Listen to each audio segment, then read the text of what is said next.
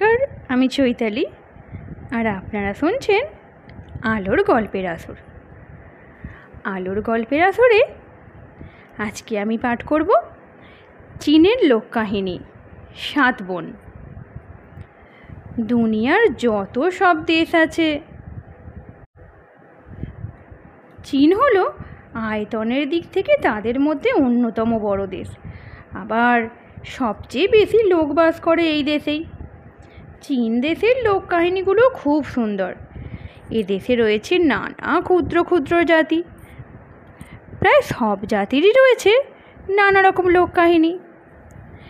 এখানে তোমরা এখন জানবে চীনের মিয়াও জাতির লোককাহিনী। সবসময় আকাশে চাঁদ ওঠে। হঠাৎ একদিন চাঁদ উঠল না। অনেক দিন আগের ঘটনা এটি।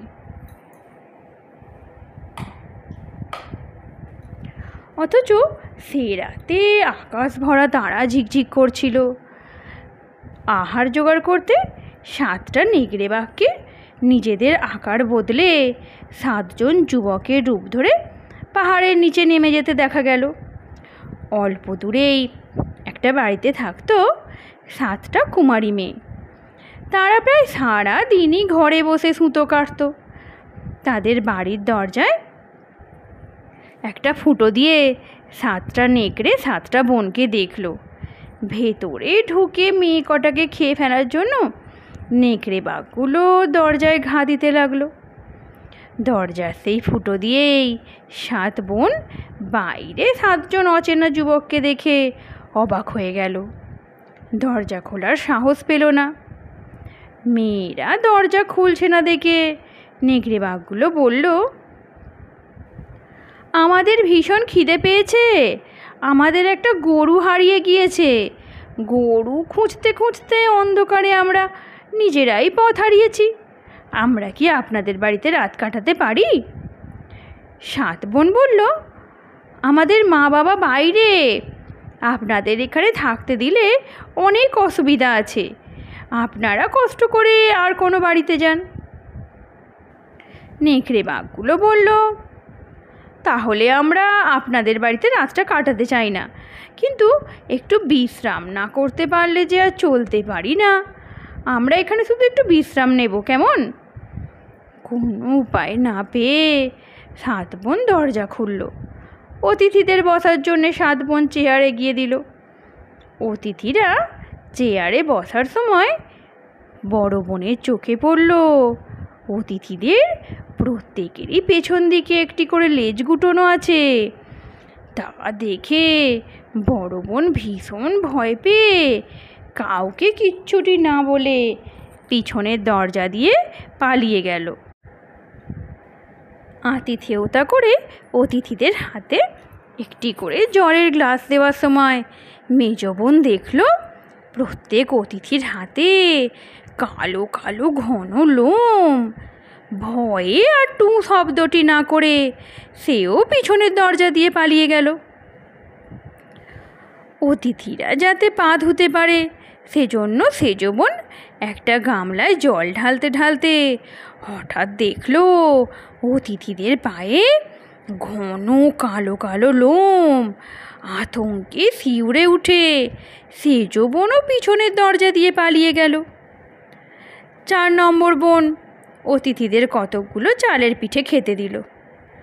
অতিথিরা পিঠে নেওয়ার সময় সে দেখলো অতিথিদের হাতের ছুঁচলো নখে পিঠেগুলোতে 5টা করে ছেঁদা হয়ে যাচ্ছে। ভয়ে তার শরীর অবশ হয়ে গেল। তার হাতের পিঠেগুলো মাটিতে পড়ে গেল। তার অবস্থা দেখে নেকড়েগুলো পা ধোয়া, জল খাওয়া, পিঠে খাওয়া থামিয়ে উঠে জিজ্ঞেস করলো, ব্যাপার কি? কি হলো? 4 বোন আতঙ্কে চিৎকার করে ছুটে পালিয়ে যেতে লাগলো, কিন্তু ভয়ে তার গলা থেকে কোনো স্বর বেরোলো না। তার পা দুটো যেন শক্ত হয়ে গেল। কোনো উপায় না দেখে চুপচাপ পিঠেগুলো সে মাটি থেকে কুড়িয়ে নিয়ে একপাশে বসে আবার সুতো কাটতে শুরু করলো। বাইরে তার চালচলন স্বাভাবিক দেখে 7টা নেকড়ে আবার বসলো, বসে খেতে শুরু করলো। এদিকে 4 নাম্বার বোন তার ছোট 3টে বোনকে বলল, যারা এসেছে তারা মানুষ নয়, নেকড়ে। মানুষ খাওয়ার জন্য ওরা মানুষের রূপ ধরেছে। এখন এর একটা কোনো বিহিত করতে না পারলে ওরা আমাদের মেরে খেয়ে ফেলবে। এই কথা শুনে বোন 3টে নিদারুণ ভয়ে চাপা সুরে কাঁদতে শুরু করলো। পাছে নেকড়েগুলো শোনে, এই ভয়ে জোরে কাঁদতেও সাহস পেল না। সবচেয়ে ছোট বোন অর্থাৎ 7 নম্বর বোন 6 নম্বর বোনকে বলল, তুমি আমার বড়, তুমি আমাকে বাঁচাবার একটা উপায় চিন্তা করো তো। 6 নম্বর বোন 5 নম্বর বোনকে বলল, তুমি আমার বড়, আমাকে নেকড়ে বাঘের কবল থেকে বাঁচানো তোমার দায়। 5 নম্বর বোন কিছুক্ষণ হতভম্ব হয়ে থেকে শেষে 4 নম্বর বোনকে বলল, আমাদের 4-এর মধ্যে তুমিই বড়, তো আমাদের সকলকে বাঁচানোর উপায় তোমাকেই বার করতে হবে। কিন্তু 4 নম্বর বোন ভালোভাবেই বুঝতে পেরেছিল নেকড়ে বাঘদের সামনে থেকে 4 বোনের পালানো খুবই কঠিন। সে ছোট বোন 3টেকে বলল, আমাদের বড় 3 বোন বিপদের সময়ে শুধু নিজেদের কথা চিন্তা করে চুপ করে পালিয়ে গেল। এখন নেকড়ে বাঘদের কবল থেকে আমাদের বাঁচতে হলে আমাদের নিজেদেরই একটা মতলব বের করতে হবে, না হলে আর রক্ষে নেই। 4 নম্বর বোনের কথায় ছোট 3 বোন সায় দিল। 4 বোনই বসে বসে সুতো কাটবার ছলে ফিসফিস করে পরামর্শ করতে লাগলো। 4টি চরকার বন বন শব্দের ধরন ক্রমে ক্রমে বদলে গেল, যেন চাপা কান্নার শব্দ। মাথা ঘামিয়ে 4 বোন একটা চমৎকার মতলব বের করলো। একটু পরে 4 নম্বর বোন উঠে দাঁড়িয়ে নেকড়ে বাঘদের বলল, আমাদের ভীষণ ঘুম পেয়েছে, আপনাদের কি খাওয়া শেষ হয়নি? নেকড়েগুলো বলল, বেশি রাত তো হয়নি, তাছাড়া তোমাদের বড় 3 বোন এখনও ফিরে আসেনি, তোমরা বরং আগুনের কাছে এসে বসো, গা গরম হবে। 4 নম্বর বোন রাজি হওয়ার ভান করে বলল, তাই ভালো, শুতে যাওয়ার আগে একটু আগুন পুইয়ে নিই, তবে আগুনটা আরও চাঙ্গা করা দরকার। আমি বরং উপরতলা থেকে আরও কিছু কাঠ নিয়ে আসি, কেমন? এ কথায় নেকড়ে বাঘগুলোর কোনো সন্দেহ হলো না। 4 নম্বর বোন ঘর থেকে বেরিয়ে কাঠের সরু সিঁড়ি বেয়ে ওপরে উঠল। একটু পরে উপরতলা থেকে সে তার ছোট বোন 3টেকে ডেকে বলল, ওরে, আমি একা এত কাঠ বয়ে আনতে পারছি না, তোরা তাড়াতাড়ি আয়, তোরাও কিছু কাঠ বয়ে নিয়ে যা। এ কথায় ছোট বোন 3টিও সেই ঘর থেকে বেরিয়ে ওপরের তলায় উঠল। নিচে 7টা নেকড়ে বাঘ পিঠে খেয়ে বসে বসে আগুন পোয়াতে পোয়াতে অপেক্ষা করতে লাগলো কখন 4 বোনে কাঠ নিয়ে ফিরবে। বহুক্ষণ কাটলো, তবু 4 বোনের ওপর থেকে ফেরবার নাম নেই। শেষে নেকড়েগুলোর আর ধৈর্য রইল না। নেকড়েগুলোর মধ্যে যে সবচেয়ে বড়, সে লাফ মেরে মেয়েগুলোর খোঁজ নিতে গিয়ে আর ফিরল না। বাকি 4টে নেকড়ে ব্যাপার কিছু বুঝে উঠতে পারল না, তবে তাদের মনে হলো হয়তো কোনো অঘটন ঘটেছে, একা একা আর উপরে যাওয়া ঠিক হবে না। 4 নম্বর নেকড়ে বাকি 3টে নেকড়েকে তার নিজের পিছনে লাইন দিয়ে দাঁড় করালো। প্রত্যেক নেকড়ে তার সামনের নেকড়ের লেজ শক্ত করে ধরে রইল। তারপর মজবুত লাইনবন্দি অবস্থায় নেকড়েগুলো কাঠের সরু সিঁড়ি বেয়ে ওপরে উঠতে লাগলো। সবচেয়ে সামনে ছিল 4 নম্বর নেকড়ে, আর সিঁড়ি যেখানে শেষ হয়েছে সে জায়গায় ঘিরে 4 বোন অপেক্ষা করছিল, 4টে মোটা মোটা রক্তমাখা কুঁতকা হাতে নিয়ে। নেকড়ের শাড়ির প্রথম নেকড়ে মাথাটা উপরতলা বরাবর পৌঁছতে না পৌঁছতেই মাথাটা প্রচণ্ড ঘায়ে বেরিয়ে এলো।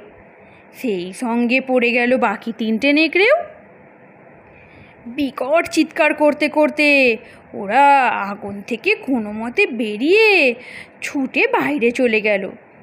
বোন 4টেও তাড়াতাড়ি নিচে নেমে দরজায় খিল দিয়ে দিল। ওদের খিল আঁটতে দেখে নেকড়ে 3টে বুঝতে পারলো 4 বোন ফন্দি করে এই হাল করেছে ওদের, আর আগের 4টে নেকড়েকেও খতম করেছে। এটা বুঝতে পারা মাত্র নেকড়ে 3টে খেপে গেল। প্রচণ্ড রাগে আক্রোশে ওরা ওদের আসল রূপ ধরে বন্ধ দরজার উপর বারবার ঝাঁপিয়ে পড়তে লাগলো। বারবার গর্জন করে থাবা মেরে মেরে দরজা ভেঙে ফেলার চেষ্টা করলো। কিন্তু দরজাটা ছিল খুব শক্ত। অনেক চেষ্টা করে ওরা দরজাটা এতটুকুও নাড়াতে পারল না। তারা পিছনের দরজা দিয়ে কোনো কায়দায় বাড়ির ভেতর ঢুকতে চাইল, কিন্তু দেখা গেল পিছনের দরজাও শক্তভাবে বন্ধ। হঠাৎ পেছনের দরজার কাছে 5 নাম্বার নেকড়ে একটা পিঁপে দেখতে পেল। পিঁপের ঢাকনাটা যেন পুরোপুরি লাগেনি। 5 নাম্বার নেকড়ে উঁকি মারতেই তার চোখে পড়ল দুল পড়া একটা কান। সঙ্গে সঙ্গে নেকড়ে এক কামড়ে পুরো কানটা ছিঁড়ে নিল। এদিকে 6 নাম্বার নেকড়ে ঘোরাঘুরি করতে করতে দেখতে পেল মাথার উপর একটা গাছের ডাল থেকে কার যেন একটা পা ঝুলছে। নেকড়ে লাফ দিয়ে উঠে এক কামড়ে সেই পায়ের একটা আঙুল ছিঁড়ে নিল। পাটা ছিল মেজ বোনের। সে পালিয়ে এসে গাছে উঠে লুকিয়েছিল, কিন্তু একা একা ভয়ে সে স্থির থাকতে পারছিল না। তাতেই নেকড়ে বাঘটা পা দেখতে পেয়েছিল। তাড়াতাড়ি পা গুটিয়ে নিয়ে পালাবার আগেই নেকড়েটা ওর পায়ের আঙুল ছিঁড়ে খেয়ে নিয়েছিল। 7 নম্বর নেকড়েও অনবরত গোঁ গোঁ করতে করতে ছুটোছুটি করছিল। হঠাৎ তার চোখে পড়ল এক ঘন ঝোপের ভেতর থেকে কার যেন পেছনের অংশ বেরিয়ে রয়েছে। অমনি নেকড়ে ঝাঁপিয়ে পড়ে সেই পেছনের অংশ থেকে এক কামড় মাংস ছিঁড়ে নিল। আসলে সেজ বোনটা একা একা পালিয়ে এসে ঝোপের মধ্যে গা ঢাকা দিয়ে উবু হয়ে বসেছিল। উট পাখির মতোই সে বুঝতে পারেনি যে তার পিছনের অংশ বেরিয়ে রয়েছে। ফলে নেকড়ের গ্রাসে তার বেশ খানিকটা মাংস চলে গেল। বোঝা গেল কোথাও বসার উপায় তার বহুদিন থাকবে না।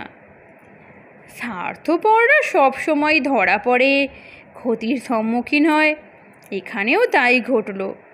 বড় বোন, মেজ বোন, সেজ বোন শুধুমাত্র তাদের ভীরুতার জন্য, তাদের স্বার্থপরতার জন্য ক্ষতিগ্রস্ত হলো।